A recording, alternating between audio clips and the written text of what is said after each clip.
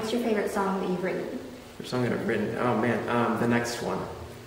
I don't know. I'm always writing songs, and so whenever I write a new song, like the songs I've already written, like all of a sudden my focus just goes on to the new one, and it becomes my favorite until another one pops into my head. So, I mean, I'm working on some new ones right now that I love, but then I'll write another one, and all of a sudden that'll be my favorite. So it's kind of funny how that works. So what inspires you to write them? Like just kind of randomly? It is very random. My inspiration for writing music. It's I'll play a random chord progression, or a set of lyrics will pop into my head, and I'll find the chords for them. So it just depends. Sometimes it's life. Sometimes it's just random thoughts. It all depends. And what have you been up to since American Idol? Since American Idol, I released an album. It's on iTunes, Heart of Me, and I've been doing hopefully booking shows for the summer to promote that. Hopefully going to be making a music video for that in the not too distant future. I'm talking to some producers right now. And then I've been doing acting classes. So have you been watching American Idol this season? Or? I feel horrible. I have not been watching much American Idol this season. I've watched some stuff on YouTube. I've been getting tweets about it. And so I kind of know what's going on. I saw one episode. I watched it. It was it's really good. It looks really good this year. I just moved to LA. I don't have everything squared away yet, so I don't even have cable to watch it. So it's I would, but I don't even really have the opportunity. So what have been some of the best and worst things of moving to LA? Best and worst of moving to LA. The worst is getting used to the sirens all night. That was different. I mean, it's not like that where I came from in Texas. Yeah. I didn't live in the country, but there just wasn't sirens every night. Yeah. But the best, it's you're around a very, very, there's a lot of differences, so there's a lot of variety in just the people you're going to see every day. LA is a very diverse city, and so it's really cool. You get a very, an interesting mesh of things. So if your house was on fire and you could only save one thing, what would it be? Can I only save one thing? Yeah. That's tough. That's tough. Probably it would have to be my computer with all the pictures on it. It's got pictures from my travels all over the world. It's got pictures of my family. So probably that, because all the rest of the stuff you can replace it. You can't replace pictures. So if you could switch places for one day with any other musician, either alive today or back in the past, who would it be and why? Wow, that's not a difficult question at all. For one day, is it a good day or a bad day? Is it a normal day or a concert day? Any day. Any day. All right. Well, then I would want to be. It's tough, honestly. I mean, you could pick whether it's the guy released for Coldplay, One Republic, Bono. I'd love to anybody who's played on huge stages in front of hundreds of thousands of people. I saw U2 at the Dallas Cowboys Stadium, and it's packed. And there's so many people there, and I was so jealous just to get in to walk out on that stage. So, pretty much any performer that gets to experience that, I would switch places with them just to feel what that's like. So, if a movie were made about your life, who would you like to see play you? Me, actually. Since I'm getting into acting, I would love to play myself. Actually, in all honesty, I feel like me and Johnny Depp. Wait, no, that's horrible. He'd be funny. That would be funny. Or, see, that's the thing, I have no idea. Probably, I feel like if everybody else was allowed to pick, it would be Zac Efron, more than likely. For no good reason. There's no reason for that, but that's probably what it would be. Honestly, I would want to do it myself just because my life's been interesting, and I'd have a lot of fun portraying that on the movie. So what is the coolest thing a fan has given you? Oh man, coolest thing a fan's given me. Wow, that's difficult. This group of fans, they gave me this huge scrapbook full of pictures and of my whole Idol journey. And then just letters from all of these fans. It was on tour, and it's this thick. It's huge. So that was probably, and then I've gotten other things like that, other notebooks or just letters from different fans. So anytime I get something like that, it's always really cool to actually see people took the time to write it down and create it. What is one of the weirdest things a fan has asked you to sign? All right. I've signed several foreheads, which is always weird. And I'm that's just going to rub off. It's going to look really silly while it's there. So that was odd. What else? I don't know, a lot of arms, a lot of shoes. Lots of clothing. That happens a lot. Lots of like, here, sign my sleeve. So, you know, nothing too crazy though, thankfully. What is one of the most memorable fan meetings you've had, whether it's really like funny or weird or just well, I gotta mention this. The girl who runs the Twitter account called Tim Urban's Pecs, alright? I'm sure she probably tweeted you something with questions. Maybe. Quite possibly. Yeah, quite possibly. She came to one of the shows. I believe her name is Rachel. If I get that wrong, they're never going to forgive me. I apologize if I got that wrong. But I believe I get names mixed up.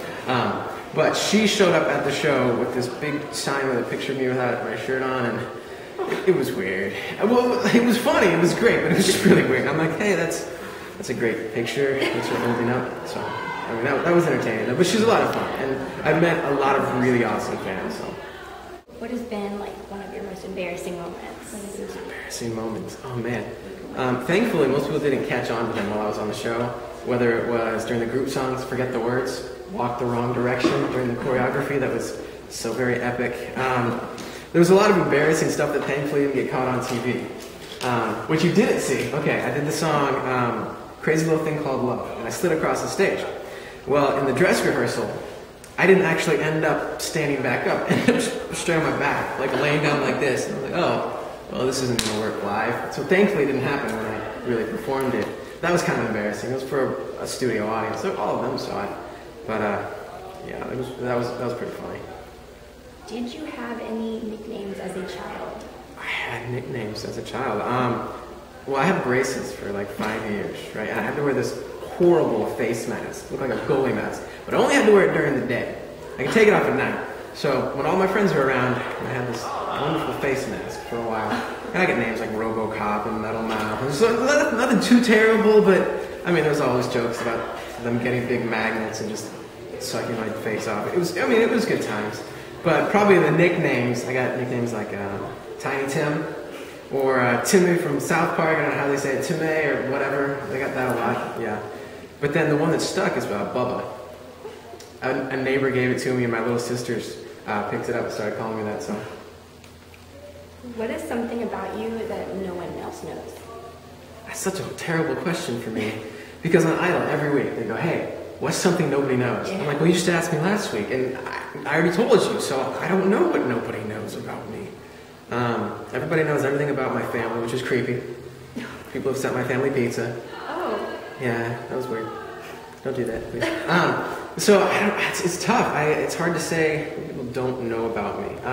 Some people know this, but I bungee jumped off the tallest bungee jump in the world, South Africa, a 700-foot drop or something like that. So not everybody knows that, but that's about the closest I can come to something that people don't. These next four ones that I got a bunch. First one is, do you have any celebrity crushes? Celebrity crush, Catherine Zeta-Jones, Mask of Zorro. There we go, enough said. Alright, and then the next three you really got a lot. First thing you notice about a girl? Snap, first thing I notice about a girl. Eyes and personality. I like to look into people's eyes and just kind of see, you can gauge a lot. Whether they're excited, whether they're sad, like it doesn't matter, like if they're smiling, but you can tell from their eyes. So normally that. What do you look for in a girl? Look for in a girl. I look for somebody who doesn't care about fame, doesn't care about American Idol or anything else that would happen. I look for somebody who loves Jesus. That's incredibly important to me. If they don't love Jesus, then that's a no-go. It ends there. So, I mean that, and then just start comparing notes, see what they want from life. I know what I want from life, and I'm just looking for somebody who wants that as well. What is your idea of the perfect date? Perfect date. Wow, that's tough. Perfect date. Snap. I don't know. I like just hanging out with people. You can have a lot of fun doing the most random things. So it would depend on the girl. It would depend on the situation. Like for me, I mean, whether it's getting in a car and just driving down some random old road till you find this funny little old town, and just walking around finding an old diner or something like that. Like that'd be a lot of fun. Or going to some really nice restaurant with a great view. I don't know. It's hard to say. Do you have any other dreams besides like singing and acting? Dreams. Yes. My dream, and actually this is more than singing, more than acting. My dream, I want to be a singer, I want to be an actor, and I want to do that hopefully for the rest of my life. I want that to be my job, I want that to be my career. But my dream is to settle down and raise a family. Having seen my parents, and they raised 10 kids, and just like how incredible it was just to kind of watch it all happen. That's something that I want to experience. I want to know what it's like to have a family. And what can we look forward to seeing from you in 2011? 2011. Well, 2011 will hopefully have at least one music video. Hopefully a couple of acting spots. That's the big goal is to get, whether it's on a TV show or a movie, whether it's just a guest spot, something, just to really get my foot in the door as far as acting goes. And then also, hopefully by the end of the year, I'll have released or be really, really close to releasing a full-length album.